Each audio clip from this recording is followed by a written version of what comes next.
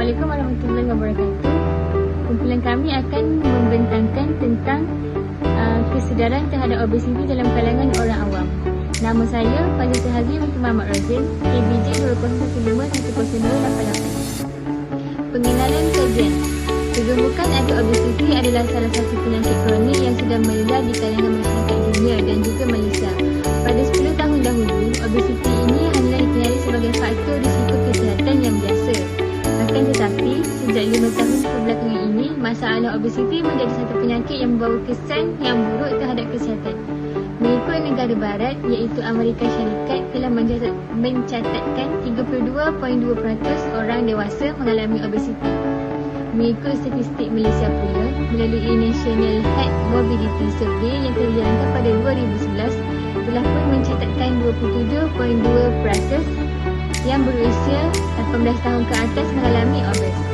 Statistik telah pun membuktikan peningkatan sebanyak 14% pada tahun 2006. Mengikut Pertubuhan Kesihatan Sedunia, WHO telah mendefinisikan BMI 30 kg atau lebih sebagai obes, sementara BMI 25 kg atau lebih sebagai berat badan yang berlebihan.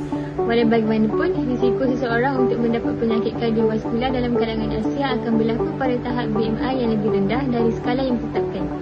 Penduduk Asia juga mempunyai kadar lemak yang lebih tinggi berbanding negara barat ataupun masyarakat barat pada skala BMI yang sama. Pernyataan masalah. Obesiti ini merupakan faktor risiko utama yang sering dikaitkan dengan penyakit kronik seperti diabetes dan penyakit kardiovaskular.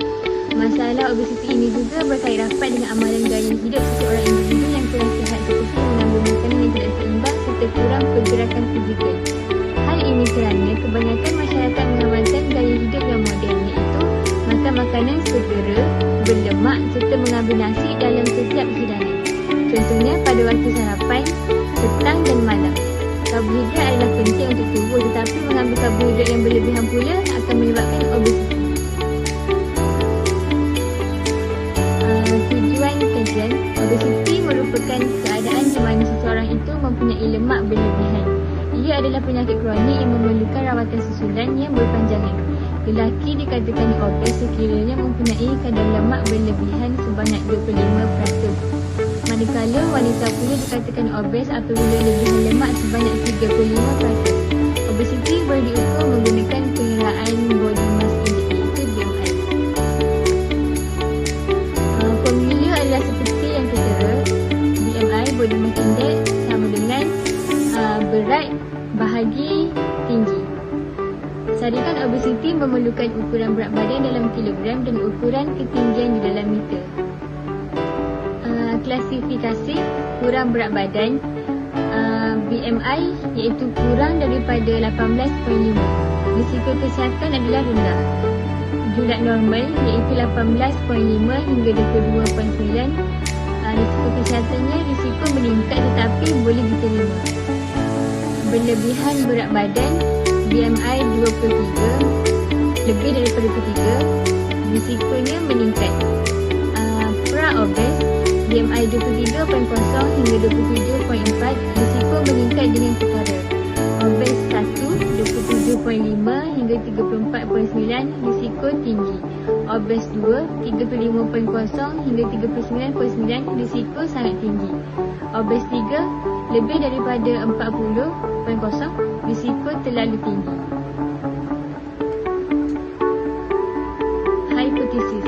Hipotesis nil ditandakan dengan WHO. Kesedaran orang awam terhadap obesiti adalah 7/10. Hipotesis alternatif iaitu test 1, purata kesedaran orang awam terhadap obesiti adalah lebih 6/10. Kepentingan kajian. Kajian yang dijalankan kali ini diharap dapat memberi input tentang aspek kesedaran terhadap obesiti dalam kalangan orang awam. Hasil daripada kajian ini boleh digunakan oleh pelbagai agensi untuk meningkatkan kesedaran kepada orang awam. Assalamualaikum, nama saya Nur Anis binti Amran, nombor ID KBJ 2005-10175 dari British. Senarai surutan literature. Yang pertama, hubungan obesiti dan aktiviti fizikal dalam kalangan guru sekolah rendah. Yang kedua, aktiviti fizikal dan hubungannya dengan obesiti dalam kalangan murid sekolah menengah di Perda. Yang ketiga, kelaziman lebihan berat badan dan obesiti di kalangan pelajar di sebuah sekolah rendah di Bandar Selayang, Selangor. Yang keempat, tahap pengubatan aktiviti fizikal dan indeks jisim badan murid melanau. Yang kelima, kesedaran terhadap obesiti di kalangan jururawat yang bertugas di bawah klinik kesihatan di daerah Alor Gajah. Analisis sorotan literatur. Yang pertama, hubungan obesiti dan aktiviti fizikal dalam kalangan guru sekolah rendah. Pengenalan. Kajian bertujuan untuk melihat perhubungan antara keobesan dengan aktiviti fizikal dalam kalangan guru sekolah rendah, khususnya di negeri Perak.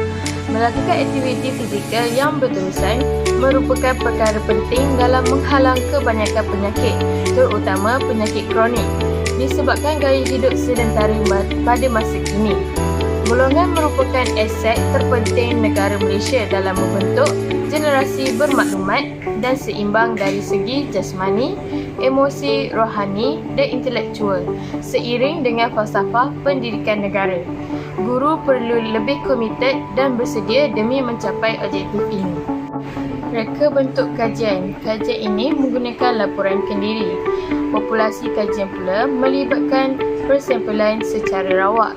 Negeri Perak sahaja mempunyai 846 buah sekolah rendah yang terletak dalam 10 daerah, dan keseluruhan guru-guru sekolah rendah dalam negeri Perak adalah seramai 14,542 orang.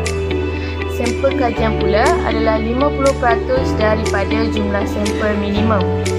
Instrumen kajian ia menggunakan maklumat keseluruhan diperoleh oleh laporan kendiri. Kemudian dibuat pengiraan bagi mendapatkan BMI. Yang kedua, ukuran aktiviti fizikal menggunakan Global Physical Activities Questionnaire GPAQ. Prosedur penganalisis data. Analisis demografi menggunakan SPSS versi 2010 bagi menentukan frekuensi dan peratusan serta untuk mendapatkan nilai minima dan sisihan piawan.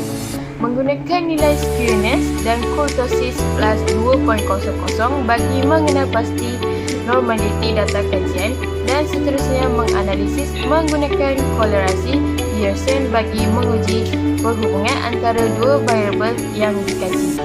Assalamualaikum, nama saya Nurhuda binti Ismail, KBJ 2015-10959 daripada Seksyen 7. Pengenalan pula, kekurangan melakukan aktiviti fizikal ni kita panggilkan sebagai gaya hidup yang tidak sihat ataupun tidak aktif lah, yang mana boleh mencederungkan seseorang untuk mendapat penyakit kronik seperti obesiti dan akan menjejaskan kita punya kesihatan. Okey, jadi seperti yang kita tahu, obesiti ni adalah disebabkan oleh pengumpulan lemak di badan. Jadi peningkatan pengumpulan lemak ni tidak akan hilang begitu saja, dan ia akan kekal jika kita tidak melakukan sebarang aktiviti seperti jogging ataupun melakukan sebarang riadah yang boleh menurunkan atau mengurangkan lemak di badan.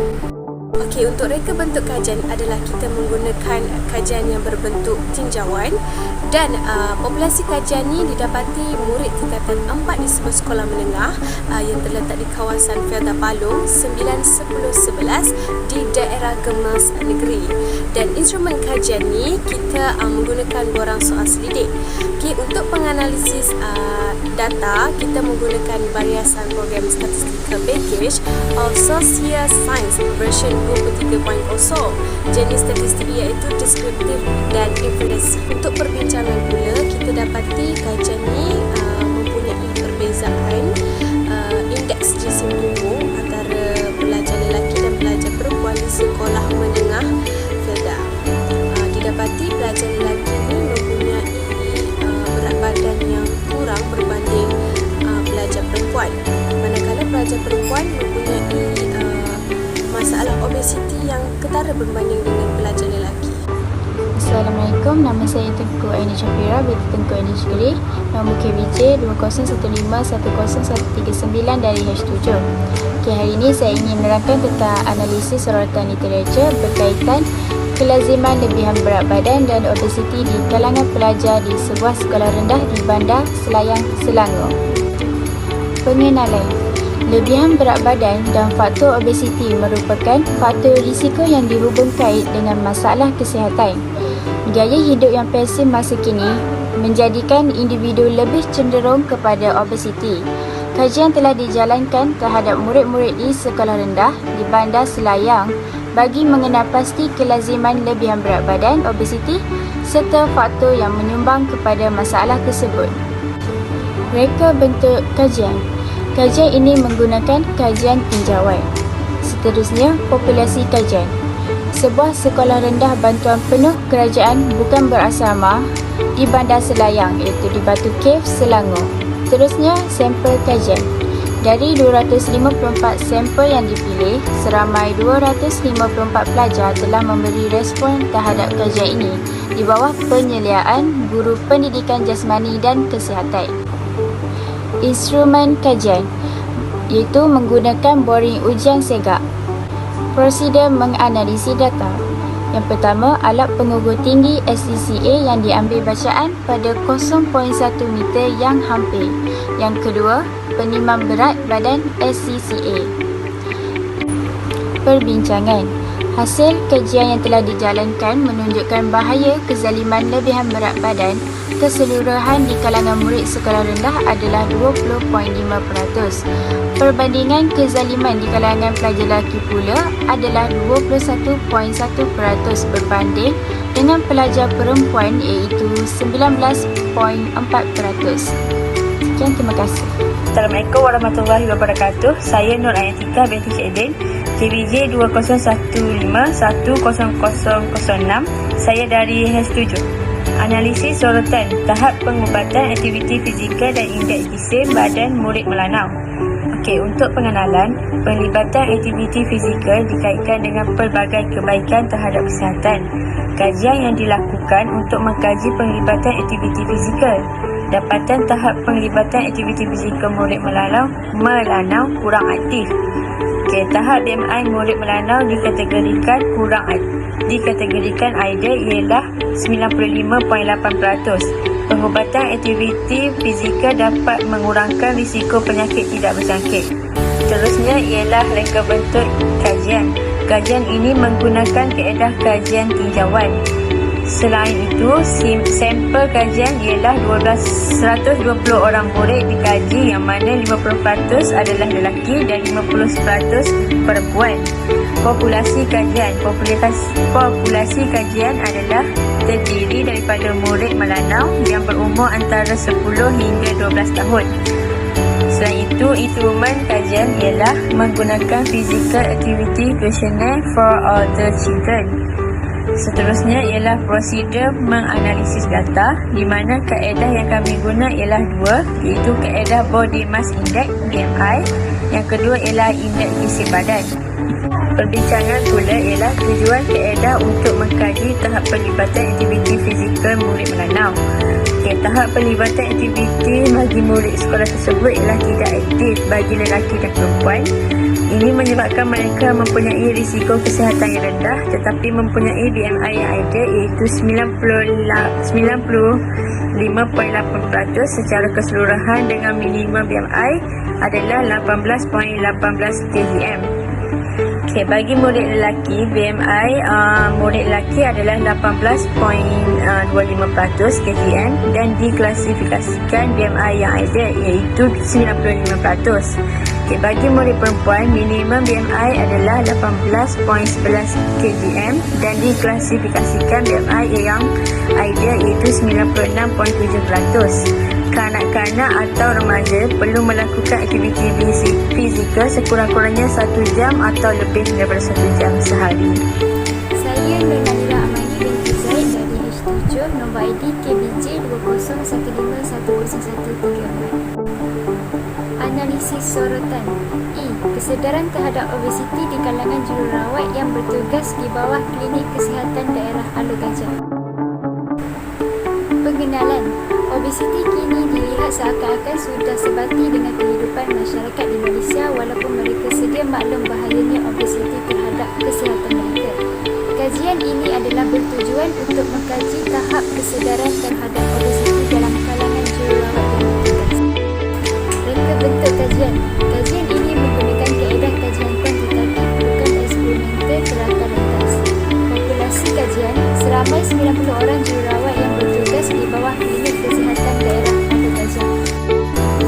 Sampel kajian. 73 orang responden yang diambil untuk memenuhi kriteria bagi pemilihan saiz sampel. Instrumen kajian menggunakan seorang soal saintifik. Prosedur penganalisis data menggunakan Statistical Package Social Science (SPSS). Data ini dianalisis dan dibentangkan dalam frekuensi, persatuan, mean, sisihan piawai dan mengkaji hubungan antara variabel kajian. Perbincangan. Walaupun kesemua responden tinggi pengetahuan dalam obesiti, namun dapatan kajian menunjukkan tahap kesedaran responden dalam kajian ini masih lagi perlu ditingkatkan. Meskipun responden sedar akan implikasi obesiti terhadap status kesihatan mereka, namun mereka masih kurang mengamalkan gaya hidup tidak sihat. Ini dapat dibuktikan dengan dapatan kajian ini yang menunjukkan bahawa responden masih mengamalkan gaya hidup tidak sihat walaupun sedar tentang masalah obesiti yang mereka hadapi.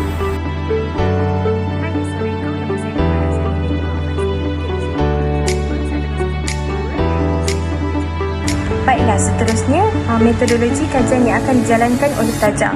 Okey, reka bentuk kajian kami menggunakan kajian kerata rentas ataupun survey. Seterusnya populasi kajian kami edarkan kepada orang-orang awam dan sampel kajian seramai 100 orang awam. Seterusnya instrumen kajian menggunakan borang soal sidik yang diedarkan menggunakan Google Form. Seterusnya prosedur pengumpulan data di mana kami pengumpulan data diperolehi melalui Google Form yang diedarkan kepada orang awam dan jawapan akan diperolehi setelah orang awam menghantar jawapan. Dan yang last sekali, prosedur penganalisis data. Data dianalisiskan menggunakan perisian SPSS V26.0. Sekian, terima kasih.